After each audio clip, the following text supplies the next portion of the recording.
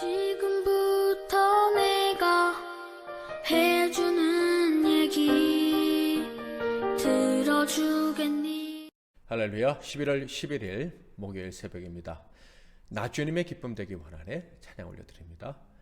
나 주님의 기쁨 되기 원하네 내 마음을 새롭게 하소서 새 부대가 되게 하여 주사 주님의 빛 비추게 하소서 내가 원하는 한 가지 주님의 기쁨이 되는 것 내가 원하는 한 가지 주님의 기쁨이 되는 것 겸손히 내 마음 드립니다 나의 모든 것 받으소서 나의 맘 깨끗게 씻어 주사 주의 길로 행하게 하소서 내가 원하는 한 가지 주님의 기쁨이 되는 것 내가 원하는 한 가지 주님의 기쁨이 되는 것. 오늘 하나님께서 주시는 은혜의 말씀은 신약성경 마가복음 8장 34절 35절 말씀이 되겠습니다. 마가복음 8장 34절 35절 말씀을 봉독해 드리겠습니다. 무리와 제자들을 불러 이르시되 누구든지 나를 따라오려거든 자기를 부인하고 자기 십자가를 지고 나를 따를 것이니라. 누구든지 자기 목숨을 구원하고자 하면 잃을 것이요 누구든지 나와 복음을 위하여 자기 목숨을 잃으면 구원하리라. 아멘. 오늘은 목숨보다 소중한 지식, 목숨보다 소중한 지식이라는 제목으로 하나님 말씀을 상고하겠습니다. 근본 마가복음을 읽어나가면서 제 마음에 크게 다가온 부분이 있습니다. 여러분에게는 어떤 부분이 다가왔습니까?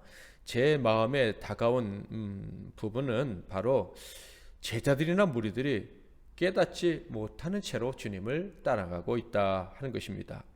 그럼에도 불구하고 제자들에게는 특별한 특권이 주어졌는데 그것은 주님의 말씀을 들을 뿐만 아니라 깨달을 수 있는 특권이 주어졌다 하는 것이죠.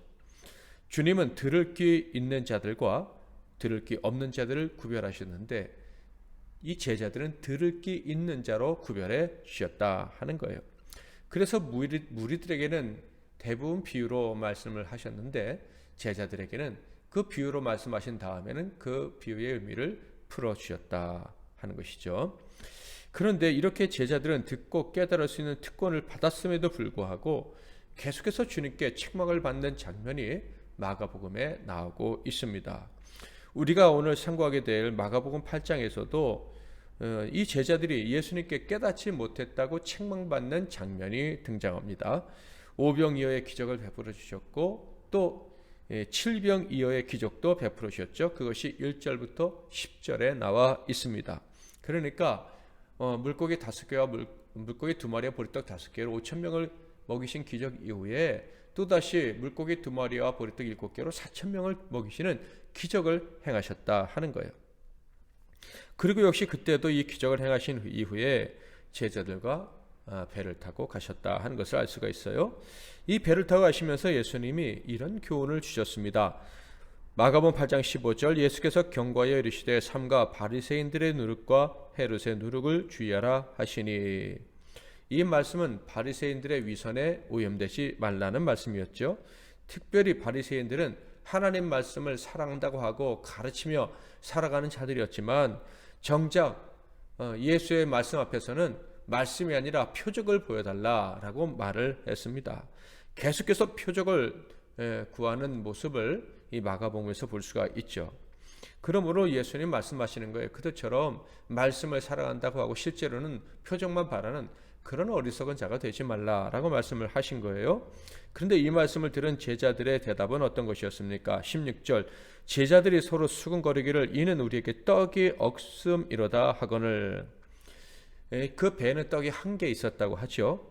이 떡, 발효된 빵이라고 볼 수 있는데 이 주님이 누룩을 얘기하시니까 우리에게 떡이 없으니까 빵이 없으니까 주님이 이런 하시는구나 라고 생각을 했다라는 거예요. 하나님의 말씀보다 기적에만 관심을 두는 것에 주의를 주셨다는 그 사실을 전혀 눈치채지 못했다 하는 것이죠. 주님은 바리새인들처럼 보이는 것에만 관심을 두지 말아라 말씀하셨지만 여전히 제자들은 보이는 떡에만 관심이 있었던 것입니다. 보리떡 2개 그리고 물고기 7마리, 그것은 제자들이 볼 때 정말 아무것도 안 했는데 그것이 얼마나 큰 역사를 이뤘습니까? 보이는 것이 전부가 아니라는 것 주님이 계속해서 그들로 하여금 경험하게 하셨지만 여전히 그들은 보이는 것에만 관심이 있었습니다. 듣고 깨달을 수 있는 특권을 그들이 받았지만 여전히 깨닫지 못하고 있었다 하는 거예요. 그래서 예수님께 이런 책망을 들어야 했습니다. 17절 예수께서 아시고 이르시되 너희가 어찌 떡이 없으므로 수군거리느냐 아직도 알지 못하며 깨닫지 못하느냐 너희 마음이 둔하냐. 들을 수 있는 특권을 받은 그들에게 주님 말씀하십니다. 깨닫지 못했다고. 깨닫는 특권을 받은 줄 알았는데 그들은 여전히 깨닫지 못하고 있었다 하는 사실을 알 수가 있어요. 자, 그런데 27절부터 말씀을 보면 여전히 깨닫지 못하고 있는 자들, 그래서 책망받는 자들에게 주님이 정말 중요한 질문을 하십니다. 예수와 제자들이 빌립보 가이사랴 여러 마을로 나가실새 길에서 제자들에게 물어 이르시되 사람들이 나를 누구라고 하느냐. 반드시 깨달아야 될 가장 본질적인 질문을 예수님이 하신 것이죠. 첫 번째는 사람들이 나에 대해서 뭐라고 하느냐라고 물어보셨지만 사실 주님께서 제자들에게 하고 싶은 질문은 바로 29절이죠. 또 물으시되 너희는 나를 누구라 하느냐. 베드로가 대답하여 이르되 주는 그리스도시니이다 하매. 예수님이 정말 묻고 싶으셨던 것은 듣고 깨달을 특권을 가지고 있었던 제자들이 정말 제대로 깨닫고 있느냐 하는 것이었습니다. 그런데 놀랍게도 베드로가 정답을 얘기합니다. 주는 그리스도시요 살아계신 하나님의 아들이십니다. 늘 깨닫지 못해서 책망받던 자가 이런 놀라운 정확한 답을 할 수 있다니 정말로 놀라운 일이 아닐 수가 없습니다.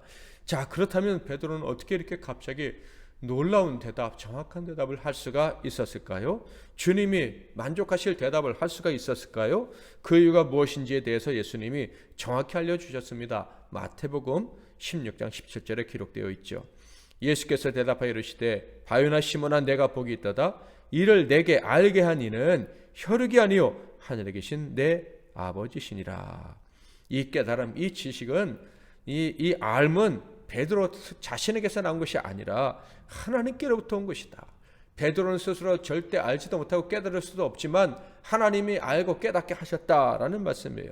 그리고 더 놀라운 말씀하시는데 네가 하나님 은혜로 이 지식을 가졌으니 그 대가로 이런 복도 받을 것이다 라고 마태복음 16장 18절에서 19절에서 말씀하시죠. 또 내가 내게 이르노니 너는 베드로라. 내가 이 반석 위에 내 교회를 세우리니 음부의 권세가 이기지 못하리라. 내가 천국 열쇠를 내게 주리니 내가 땅에서 무엇이든지 매면 하늘에서도 매일 것이요 내가 땅에서 무엇이든지 풀면 하늘에서도 풀리리라 하시고. 여기까지 마가복음의 말씀을 묵상하면서 우리는 아주 놀라운 사실들을 발견하게 되는데 몇 가지를 정리하면 이렇습니다. 첫째, 듣고 깨닫는 자는 허락받은 자이다. 그러니까 아무나 듣고 깨닫는 은혜를 받지 못한다 하는 거예요. 특별히 듣고 깨닫는 그런 은혜를 받은 사람들에게 특징이 있죠. 그들에게는 사모하는 마음, 가난한 심령이 있다라는 것입니다. 언제나 듣고 깨닫기를 사모하는 마음이 있는 거예요. 큰 기적을 보면서도 기적에 넘어가지 않고 하나님이 어떤 분이신가, 예수님이 왜 이런 말씀하시나, 왜 이런 기적을 행하시나, 어떻게 이런 기적을 행하실 수 있을까 계속해서 궁금해하고 알고 싶어 한다는 것입니다. 두 번째로는 듣고 깨닫는 것은 오직 은혜로만 가능하다는 거예요. 사모함의 열매, 정말로 알고 싶고 깨닫고 싶은데 안 되지만 그것이 하나님의 은혜가 임하면 된다, 이런 말씀이에요. 하나님이 알게 하셔야지만 진정한 영적 지식을 소유하게 된다는 것이죠. 그러므로 우리는 더욱 사모해야 할 것입니다. 사모하는 만큼 깨닫지 못해서 또 알지 못해서 힘들고 실수하더라도 낙심할 필요는 없습니다. 반드시 깨닫게 해줄 줄 믿고 바라고 기대하며 살아가야 하는 거예요. 세 번째로는 깨닫게 하실 때 흔들리지 않는 이 삶의 기초를 얻게 됩니다. 반석 같은 삶을 살게 되고요. 그리고 사명도 받게 된다는 것이죠. 마지막으로 또 한 가지, 깨닫는 은혜를 입었어도, 그래서 깨달았다 할지라도 또 잊어버릴 수 있는 것이 우리다. 그래서 겸손해야 한다는 것입니다. 우리는 죄악된 인간입니다. 내 안에서 놀라운 지식이 나온 게 아니에요. 내 안에서는 이 죄악된 우리 안에서는 악한 지식만 나오는 거예요. 하나님의 은혜가 있어야 참된 지식에 도달할 수가 있습니다. 그러므로 하나님께서 주신 이 지식을 내 안에서 나왔다 생각하지 말고 늘 겸비하게 살아가되 이것을 잊어버릴 수 있다는 것을 깨닫고 늘 잊지 않도록 하나님께 도움을 구해야 합니다. 베드로는요, 놀라운 지식이 그 안에 있었다는 것을 깨닫고 말할 수 있었습니다. 주님께 칭찬까지 받았습니다. 그런데 곧 책망을 받게 되죠.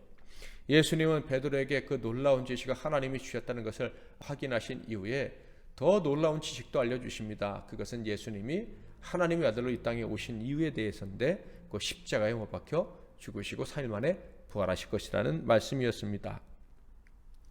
그런데 이 말을 들은 베드로는요, 그 하나님의 지식을 얻었다고 칭찬까지 받은 자가 엉터리 같은 말을 하고 주님께 책망을 또 다시 듣게 됩니다. 마가복음 8장 33절, 예수께서 돌이키사 제자들을 보시며 베드로를 꾸짖어 이르시되 사탄아 내뒤로 물러가라. 내가 하나님의 일을 생각하지 아니하고 도리어 사람의 일을 생각하는도다 하시고, 베드로는 하나님의 은혜로 깨닫게 되었습니다. 절대 그는 깨달을 수 있을 만큼 지혜로운 자가 아니었지만 하나님의 은혜가 임하자 놀라운 영적 지식을 소유하게 된 거예요. 그런데 금방 영적 지식이 하나도 없는 사람처럼, 깨닫지 못하는 사람처럼 결국 예수님 말씀하실 때 엉터리 이야기를 하고 책망을 받게 됩니다. 그 이유가 무엇입니까? 바로 세상 일을 먼저 생각했기 때문이다라는 거예요. 자, 그러므로 우리가 하나님의 은혜로 하늘의 지식, 영적 지식을 소유했는데 또다시 미련한 자가 되지 않으려면, 깨닫지 못한 자가 되어서 하나님께 책망받지 않으려면 어떻게 될까요? 네, 먼저 그 나라와 그 일을 구해야 되는 거예요. 하나님의 영광을 먼저 생각해야 되는 거예요. 하나님의 일에 온통 마음을 집중해야 되는 것입니다. 내가 잘했다 칭찬받으면 어떻게 해야 된다 그랬죠? 하나님께 영광을 돌려드려야 된다고 했습니다. 하나님의 일에 집중하는 저와 여러분이 되길 바랍니다. 그렇게 된다면 우리에게 주신 그 지식이, 그 놀라운 지식이 계속 역사하는, 그래서 우리의 삶이 반석 위에 서고 사명도 감당하는 그런 놀라운 인생이 될 것입니다. 주님은 깨닫지 못한 자처럼 어리석은 말을 한 이 제자에게 이런 말씀을 하셨어요. 34절 35절, 무리와 제자들을 불러 이르시되 누구든지 나를 따라오려거든 자기를 부인하고 자기 십자가를 지고 나를 따를 것이니라. 누구든지 자기 목숨을 구원하고자 하면 잃을 것이요 누구든지 나와 복음을 위하여 자기 목숨을 잃으면 구원하리라. 이 말씀이 무슨 뜻입니까? 깨닫는 자는 하나님의 일을 먼저 생각해야 된다는 거예요.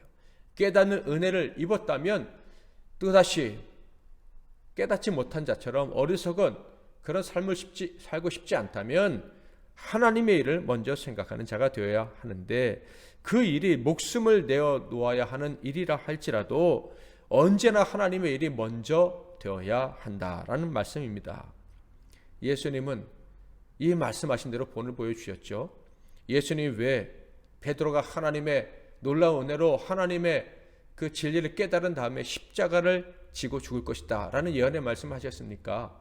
하나님의 은혜로 깨닫게 된 자는 언제나 하나님의 일을 제일 우선적으로 생각해야 된다라는 것을 마가복음 이 8장 34절 35절에서 말씀하신 이대로 내가 살 것이다 라고 제자들에게 알리시기 위함이었죠. 하나님의 일을 먼저 생각하는 저와 여러분이 되어야 할 것입니다. 그 일을 위해서라면 목숨까지도 바쳐야 할 것입니다. 우리가 얻은 지식이 정말 소중한 하늘의 지식, 구원의 지식이라는 것을 안다면 우리는 이상의 그 어떤 것보다도, 내 목숨보다도 하나님의 이 일을 먼저 생각을 해야 돼요. 그러면 어떻게 된다고요? 구원을 얻죠. 깨닫는 진리가 그의 마음속에서 계속해서 역사하고 그를 정복하고 그의 삶 전체가 하나님의 진리로 가득 차게 될 것입니다. 그래서 죽게 되더라도 예수님처럼 부활의 영광을 경험하는 복된 인생이 되는 것입니다. 사랑하는 성도 여러분, 우리는 하나님의 은혜로 말씀을 사모할 수 있고 말씀을 깨닫고 하나님께 가까이 나아가서 하나님의 일을 할 수 있는 은혜를 받았습니다. 하나님께서 은혜를 사모하는 마음을 주셨기에, 그리고 은혜를 받았기에 우리는 깨닫고 구원을 얻게 된 사람들입니다. 이 놀라운 은혜를 우리는 절대 잊어서는 안 되고, 그러므로 잊지 않음으로 우리의 삶이 반석에 든든히 서야 되고 사람들을 구원하는 놀라운 사명자로 살아가야 할 것입니다. 이 삶을 살기 위해서는 우리는 언제나 먼저 그 나라와 그 일을 먼저 생각해야 합니다. 세상 일을 먼저 생각하는 우를 범하지 말아야 되는 거예요. 언제나 하나님의 말씀과 그 나라의 일을 먼저 생각해야 된다는 것이 우리에게 주신 가장 소중한 지식입니다. 이 지식은 우리의 생명보다, 목숨보다 소중한 것입니다. 이 지식의 중요성을 알고 그 나라와 그 일을 구하며 살아가는 저와 여러분이 다 될 수 있기를 주님의 이름으로 축복합니다. 자기를 부인하고 십자가를 지고 자기 목숨이 사라지더라도 오직 하나님이 주신, 하나님은 전능하시며 그 아들 예수 그리스도는 하나님의 아들이시고 우리의 구원자이시고 우리를 구원하시기 위해서 십자가에서 죽으시고 부활하신 분이라는 것, 이 진리를 꼭 붙잡고 이 진리를 알리기 위해서, 이 진리를 알리는 일이 우리 인생의 최우선이 되는 그런 삶을 살아가시는 저와 여러분이 다 되시기를 주님의 이름으로 축원합니다.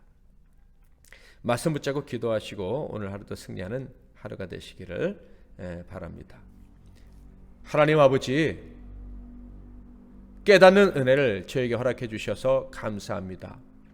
그럼에도 불구하고, 깨달았음에도 불구하고, 은혜를 받았음에도 불구하고 전혀 깨닫지 못한 자처럼 살 수 있는 가능성이 너무 많은 자들이 또한 우리임도 고백하며 이 사실을 깨닫게 하신 하나님께 감사를 드립니다.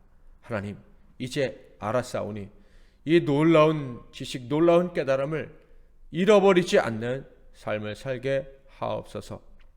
언제나 하나님 앞에서 하나님의 일을, 하나님 나라의 일을 먼저 생각하는 자가 되게 하시어 정말로 생명의 지식을 늘 기억하고 잊지 않고 주님께 칭찬받고 살아가는 우리 모두가 될 수 있도록 은혜 허락하여 주시옵소서.